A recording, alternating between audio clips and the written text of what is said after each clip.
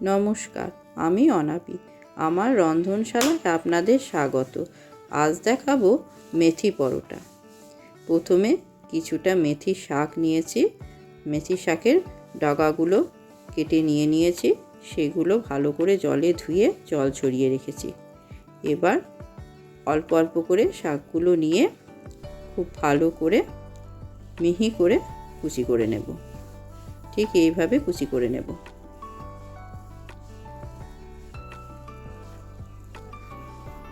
মেথির শাক একটু তিতো ভাব থাকে, কিন্তু আমি যেভাবে পরোটাটা বানাবো তাতে একটুও তিতো হবে না।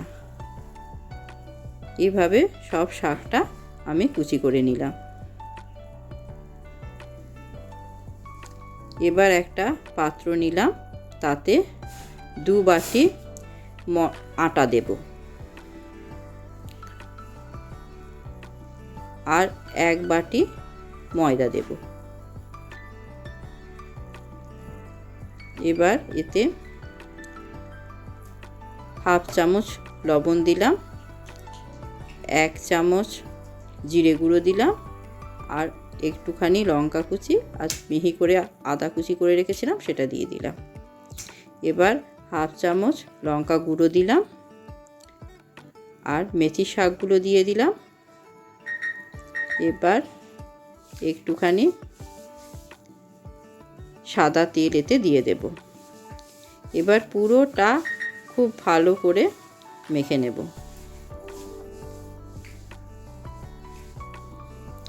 ভালো করে মাখবো যাতে কোনো গুটি না থাকে। গুটি থাকলে সেগুলো হাতে করে করে ভেঙে দেব।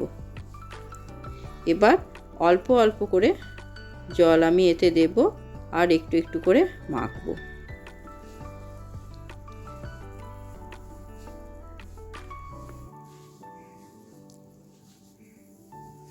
বেশ ভালো করে ঠেসে ঠেসে এটাকে মেখে নিতে হবে। এটা একটু শক্ত করে আটাটা মাখবো, কারণ মেথি শাক এবং নুন দুটোই দেওয়া আছে। দুটো থেকেই কিন্তু আস্তে আস্তে জল ছাড়তে শুরু করবে, তখন আটাটা নরম হয়ে যাবে। তাই এটা একটু শক্ত করে আমি মেখে নেব। ঠিক এইভাবে একটা ডো তৈরি করে নিলাম। এবার অল্প একটুখানি সাদা তেল হাতের মধ্যে নিয়ে পুরো আটাটার মধ্যে মাখিয়ে দিলাম। এবার এটা ঢাকা দিয়ে 8-10 মিনিট মতো রেখে দেব।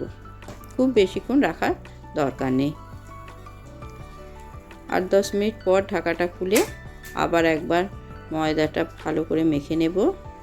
নিয়ে একটা একটা করে পরোটার মতো লেচি করতে থাকবো।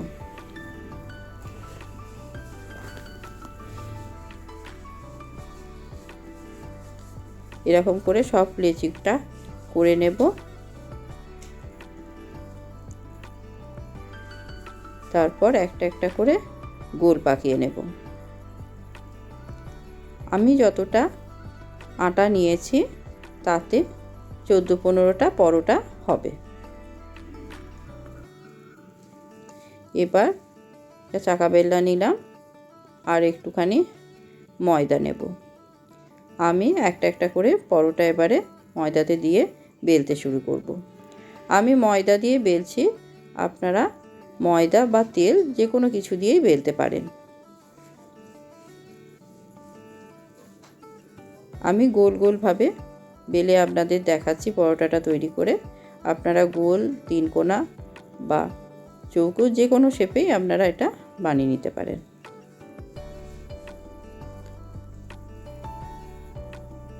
আর একটা পরোটা আমি বেলে দেখিয়ে দিচ্ছি। এইভাবে সব পরোটাগুলোই বেলে নেব।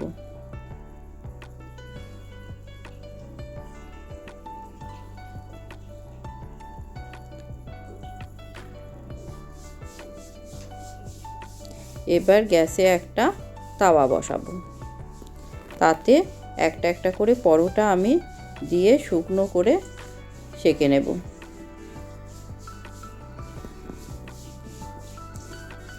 বেশ উল্টো পাল্টা করে সেঁকে নেব।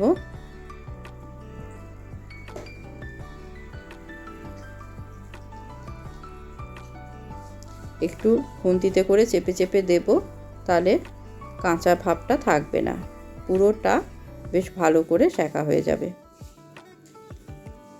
একটু হালকা হালকা যখন রং ধরতে শুরু করবে তখন আমি অল্প অল্প তেল দিয়ে পরোটাটা ভেজে নেব।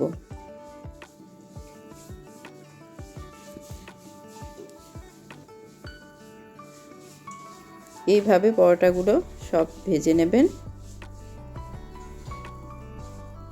এই পরোটাটা খেতেও খুব সুন্দর হয়।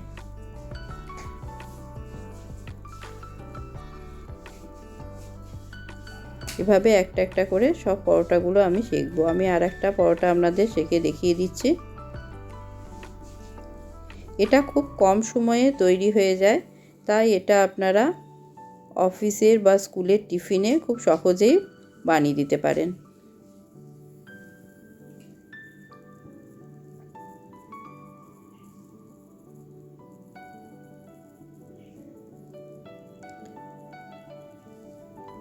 পরোটাটা রাতের ডিনারে, সকালের জলখাবারেও খুব সহজে বানিয়ে নেওয়া যায়।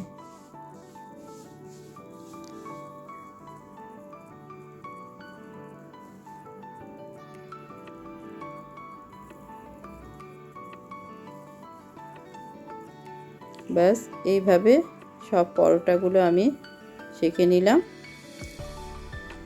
এবারে এটা আলুর দম, ঘুগনি, ছোলে যে কোনো কিছুর সঙ্গে, এমনকি রায়তার সঙ্গেও সার্ভ করতে পারে।